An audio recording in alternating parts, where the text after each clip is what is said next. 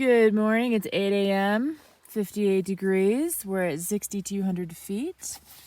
I've been up for about an hour and I already removed the bag of food from the branch. Nothing touched it, it was hung up there.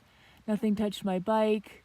My clothes are just as soaked as they have been for 2 days. And what I've been doing is looking at the map. I'm just waiting for stuff to dry out a little more, and I'll tell you what I've concluded.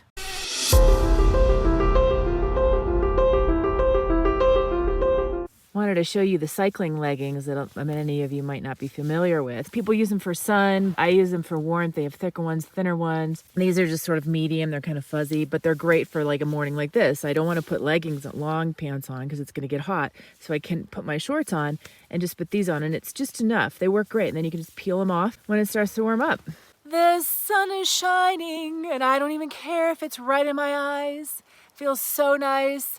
All right, update. After taking a closer look at the map and paying attention to the temperatures here last night at 6,200 feet, the amount of wetness, the amount of mud in the water, the fact that the hot springs are washed out on my hot spring loop. It was cool last night. It was fine. My sleeping bag is working, considering a lot what happened last year. If you pull it, there could be like a little slit like that. I took my pillow and put it like this.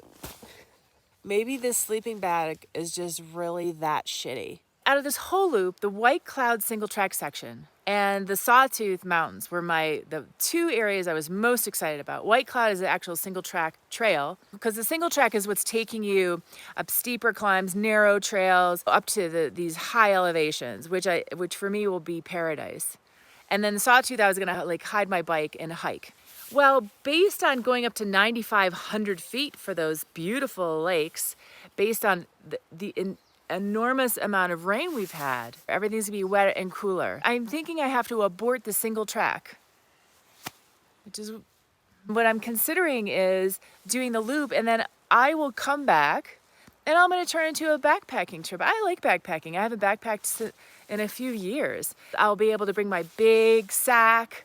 I don't have to worry about anything, flat tires, any chain issues, any pushing bicycles. It's much easier for me to carry 65 pounds on my back than pushing something.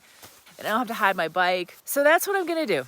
I don't know if I'll get to the backpacking this year, but I'm gonna just stay on the main loop. And a lot of you could care less because I don't know a lot of you watching are even planning on doing this loop.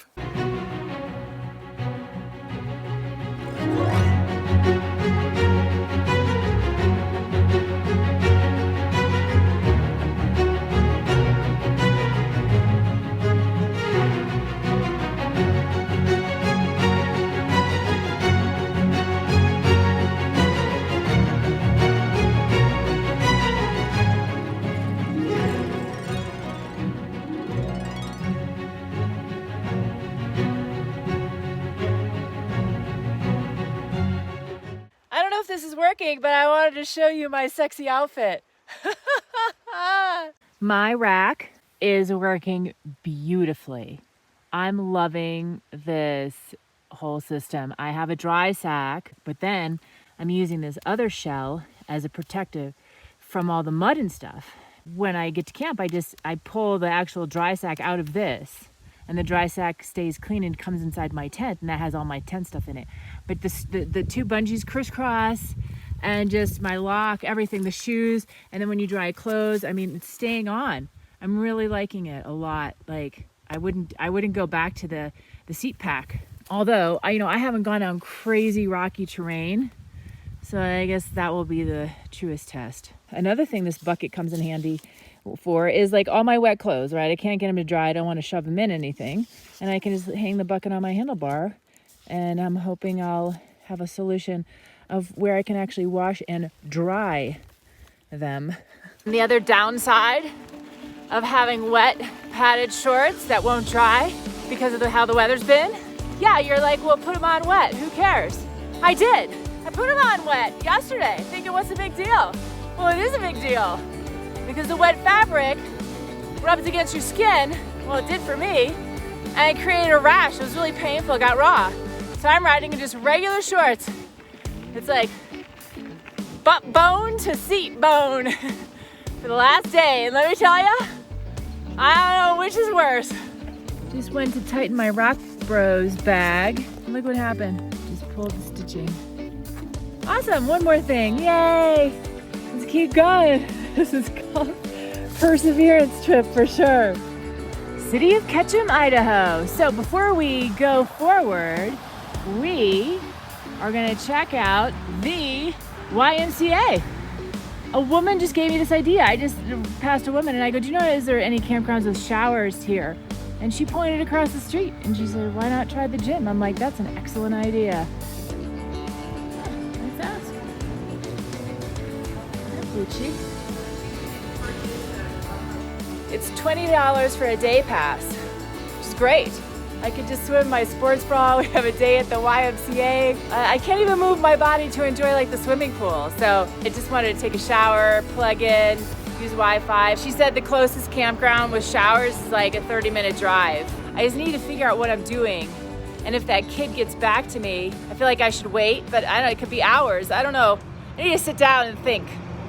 Welcome to my office. See, this is when 2.4 really comes in handy. Output, because you want it to go fast.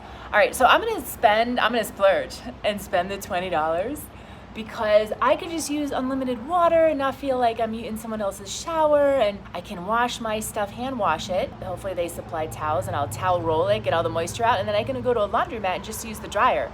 You're wondering, why don't I just go and use their washing machines? Because it could take like an hour, and I don't want to sit in a laundromat for an hour. My bike has bags. I don't want anyone to steal. You know, I just have logistics that it's easier just to do it that way. And then I can go downtown and maybe there's a place that has a great breakfast. Maybe that kid will get back to me and I'll be like, I just need a place to sleep. I don't even need your shower or anything anymore. And if he says no, then I'll just start pedaling. But I still don't know what I'm doing. Oh wait, or do I? I can't remember now. Did I make a decision? Now let's go check out this little town. I'm gonna go to the YMCA later and shower after I eat. Let's see if they can look at my chain really quick. He's hooking me up. This gentleman I just pulled up here is gonna let me rinse my bike off with this awesome spray thing he has. Awesome. Perfect. I must have told him like 4 different times. I was so grateful for him letting me use that sprayer. That clicking sound from my chain, it went away because he said he didn't have time to check it. I go, really? Because usually for bike packers, like techs usually stop everything and they'll help you out because they know you're relying on them. You don't have time to make an appointment and come back later. He said, no, because of COVID, we have such a shortage, like 2 techs in the whole place and we're backed up. So I respect that, I get that. But he did let me use the hose, the sprayer hose, as you saw. It was a fine point, it was like a hose. I was able to really get into those crevices, and then he let me use the brushes. So I scrubbed the chain, got all in there around the gears. I feel so much better, and just to have that clean bike, I mean, that was actually a huge thing that needed to be done that I wasn't even really thinking about. I was so focused on where am I sleeping and where am I gonna eat and blah, blah, blah. Sun Valley Road, this goes to Sun Valley Ski Mountain. Super cute. It feels like a downtown, because all the shops is like crisscross streets versus Park City was just like the one main drag. It's like a visitor center / Starbucks. Wow, that is super cool how they did these benches with the trees. Oh, it's magnificent. So wow, look how nice their Starbucks is. Park Cities doesn't even come close to this. I mean, this is just beautiful. But there's so many cars, so many trucks.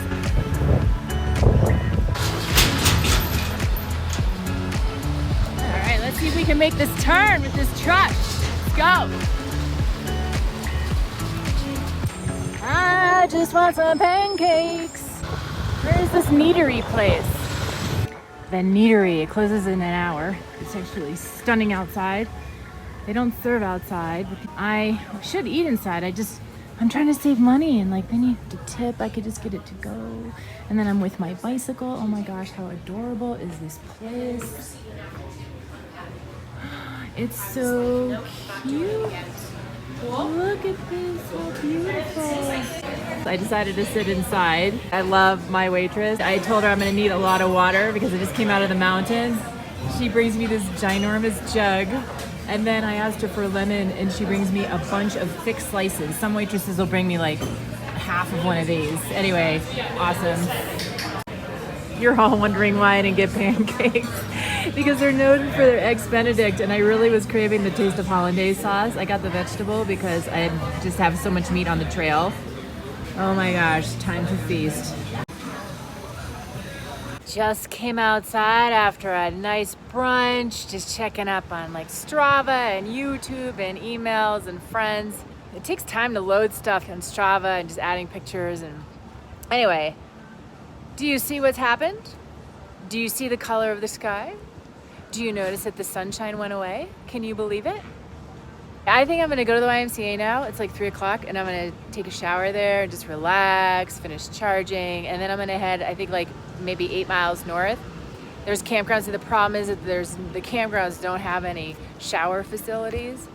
So I feel like I should just grab this opportunity while I can. It'd be nice to kind of explore and spend some time exploring. You know, I can't, especially if it's gonna start raining. Anyway, it's just like Park City. I was in Park City for what, 2-3 years? So it's back to the, you know, the beautiful people and all the money and all the cars and expensive prices. And yeah, it's nice and all, but it doesn't hold the same value because I met a lot of the people and I was in a lot of those crazy homes, and there's no difference between you and them, me and them, whatever I'm trying to say here is they have really nice houses, of which you know this stuff already, but since I got to actually live it and experience it, it really just validated and confirmed that the same issues, same problems, the difference is they just have more money to try to make the problems go away a little sooner. And while they're having their problems, they're enjoying their sauna in their, you know, $8 million home. Anyway, time to go to the YMCA. Here we are inside the YMCA. I'm gonna show you why my little red bucket comes in handy, and it's such a great item to have with you. Hey, since they have soap, why use mine? And just fill it up, you get the idea. And the other awesome thing they have is this. It's for bathing suits that I'm putting one, because you're supposed to only put one bathing suit in at a time. So there's my bike shorts. The only problem is it's super loud and I've had to run it like 16 times, and you have to hold this thing down. Get ready for how obnoxious it is.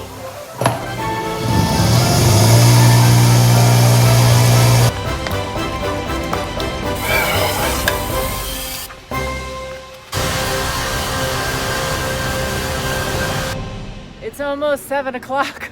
I was at YMCA for like 3 hours. I'm going in to get some snacks. Not like I don't have enough crap on my bike already. We have an 8-mile ride to where I can camp for free. And it's so, if I go 8 miles an hour, I'll get there at 8 p.m. Be fine. It's beautiful out.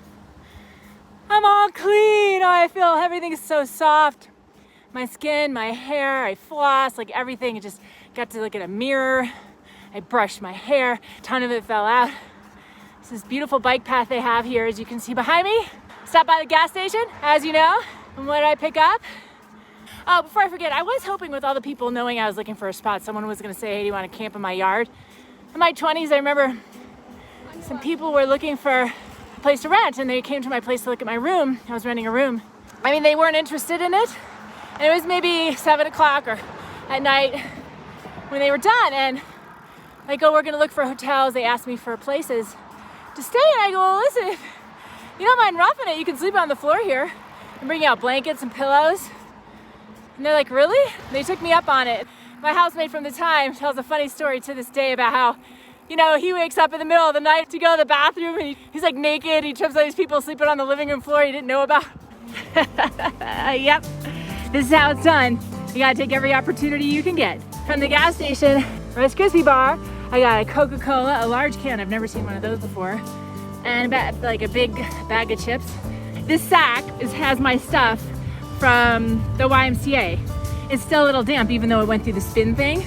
And I don't want to shove it tight into my bag, so I give it an opportunity to dry a little. My sleeping men's underwear trunks that I love to sleep in because they're so soft, but they actually take a while to dry. And so I'm airing them out this way. All right, let's go. Hey, Miles, baby. Well, that was bittersweet. It ended pretty soon. And then this is where the women at the YMCA said people will camp. Let's see what this is. looks like we go up there. The horse trailers are. Well, thank you, YMCA ladies. Hopefully, I don't know where the hell I'm supposed to go. Every spot is taken. Oh my gosh, now it's 8:20. This is usually the case. All the people that have motorhomes, really nice campers, take the spots. And then you people with the tents. So I'm gonna go across the street, see if I can just find something in the wild, even though it's not allowed. I mean, what am I supposed to do? I'm just gonna try to sneak and find a spot. Now there's a human walking. All right, this is where we get creative. Oh, there's water. All right, let's pick a spot like this.